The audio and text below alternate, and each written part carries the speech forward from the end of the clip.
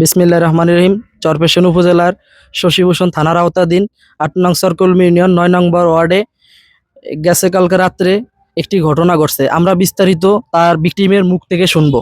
জি বলেন বিস্তারিত। আসসালামু আলাইকুম। কালকে রাতে আমি বের হইছি, রাত্রে 1টা বাজে বের হইছি। বের হওয়ার পরে ঘরের ভিতরে দুইজন ঢুকছে। প্রথমে একজন ঢুকছে, 2 মিনিট পরে দুইজনের নাম বলেন। একজনের নাম শাকিল আর একজনের নাম হচ্ছে সজীব। জি। দুজন ঢুকছে, ঢুকিয়া দরজা লাগাইছে। প্রথমে দরজা লাগায় তারপরে গিয়া পিছের বারিন্দা আমার নিয়ে গেছে, নিয়ে হাত পা বাঁধছে, মুখ বাঁধছে, বাইন্দা তারপরে অত্যাচার করছে। শাকিলে জি, ও সজীবে দাঁড়িয়ে দেখছে আর কি। ওদারে দেখছে। জি, এর প্রথমে শাকিলে আপনাকে এরপর মারছে আমারে। আপনারা মারছে। জি, আমারে দর্শন করছে, করার পরে ওরা দরজা টরজা লাগায়া জি আমারে মারছে। জি অনেক মারার পরে ওরা আমারে দরজার লাট দিয়ে তালাকে ফিরেছে, মানে অনেক অত্যাচার করছে। অত্যাচার করছে। প্রথম ফার্স্টে দর্শন করছে, তারপরে মারছে। জি। মারছে হাত পা বাইন্দা। আমি বলছে যেগুলা করে বললেন না এটা, হ্যাঁ। এটা বলছে এইজন্য মারছে যে কাউরে না বলেন, জি না, কাউরে যে বলতে না পারেন এইজন্য মারছে।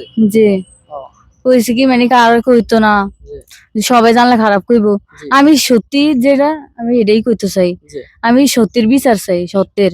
আপনার আম্মু আব্বু কেউ বাসায় ছিল না, আপনি একা বাসায় ছিলেন? জি, আমার বয়স 14, আমি মাদ্রাসায় পড়ি 10ম শ্রেণীতে। আমি বিচার চাই। প্রিয় দর্শক, আমরা মেয়ের থেকে বক্তব্য নিচ্ছি, এখন মেয়ের মার কাছে আমরা বক্তব্য নিব, তিনি বিস্তারিত আমাদেরকে বলবেন। জি বলেন। আসসালামু আলাইকুম। আমি বাড়িতে আছিলাম না, আমি আছিলাম আমার বোনগো বাসায়। আমি বাড়িতে পাশের বাড়ি একটা মেয়ে দিয়ে গেছি ধারে। মেয়ে রাতের 1টা বাজানো বাইরেছে প্রস্রাব করতো।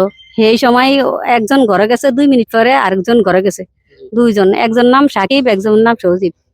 ঘর যায়া এই মায়ারে হাত পা বান্ধা ফিসের বান্ধা লেগে গেছে, নিয়া এই অত্যাচার বহুত করছে।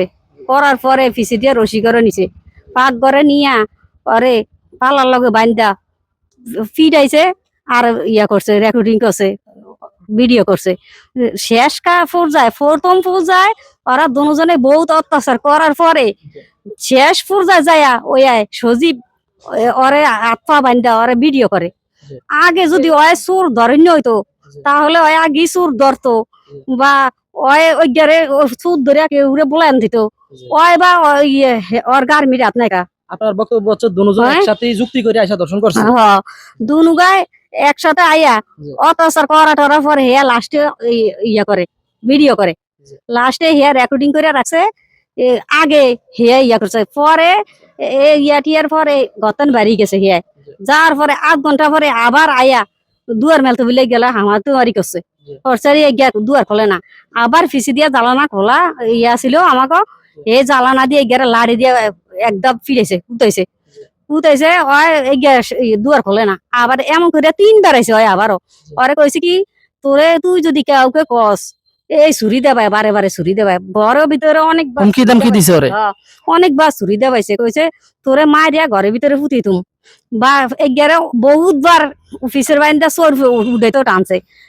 অফিসের বাইন্দা সরবে উড়িয়া এগারে ফ্যানের লগে ফাঁসি দিব, বারবার কইছে ফ্যানের লগে ফাঁসি দিব। দর্শন করার পর ফ্যানের লগে ফাঁসি দিয়ে মেরে ফেলতে চাইছে, মারিয়া চাইছে। তখন কইছে না, ফ্যানের লগে ফাঁসি দিয়ে ভাইয়া আমনে আমার ভাই না। সজীবের কইছে আমনে আমার ভাই না, ভাইয়া ছোটকাল তাহলে কি আমার মা আমনে করে অনেক কষ্ট করিয়া ফালছে, আর আমনে কেমনে আজ যে আমার ফ্যানের লগে ফাঁসি দিতেন চান। ভাইয়া মনে কইলে আমার একটু পানি দেন, আমি একটু পানি খাই। তবু হয় মানে নাই, তবু হয় ওইগারে পরে কালে লাস্টে দিয়ে এমন করার পরে হেয়ার পরে একটা রড লইয়া ওইগারে ফিরাইছে আদা মারা করছে।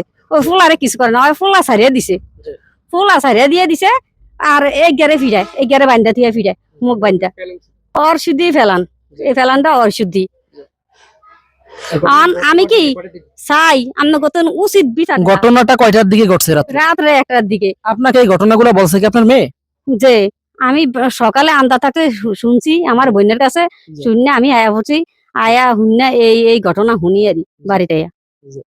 আমি উচিত বিচার চাই, এর উচিত বিচারটা করে যদি দেওয়াইতেন পারেন। দেশবাসী, আমরা মা এবং মেয়ের কাছ থেকে, ভিকটিমদের কাছ থেকে বক্তব্য নিয়ে যা জানতে পারলাম, তাদের সাথে অনেক অন্যায় হয়েছে, অন্যায় ভুল বা ভালো এটা দেশবাসীর কাছে বিচার দিয়েছেন তিনি, এবং এলাকার কিছু সিনিয়র নেতা আছে বা থানার আইনের আওতায় যদি যায় তারা সঠিক তদন্ত করে সঠিক বিচার করবেন, এই আশা প্রত্যাশা রেখে আমি চ্যানেল কর্মী থেকে আজকে বিদায় নিলাম।